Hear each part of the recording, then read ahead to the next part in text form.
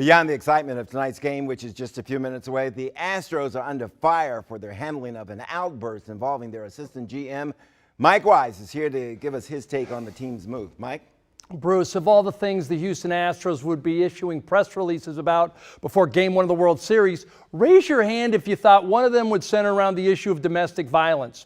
Brandon Taubman, the team's assistant general manager, has shown in the last 72 hours why team officials, players, management, and ownership still have no concept of the damage caused and how to deal with domestic violence as a genuine crisis in sports and society.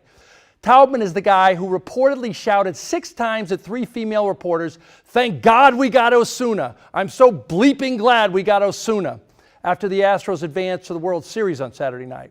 He did this presumably because Houston took a lot of public grief when they acquired closer Roberto Osuna from Toronto in 2018, weeks after Major League Baseball handed him a 75-game suspension for violating its domestic violence policy. The only reason he didn't face prosecution, Canadian authorities said, was because his girlfriend refused to testify against him. Instead of doing the right thing and admitting his insensitivity and misogyny in the moment, instead of apologizing, Taubman and the Astros originally said Tuesday that the Sports Illustrated report was misleading and irresponsible. Then, as more witnesses to Taubman's outburst came forward, he finally apologized. This is why people like Brandon Taubman don't get it.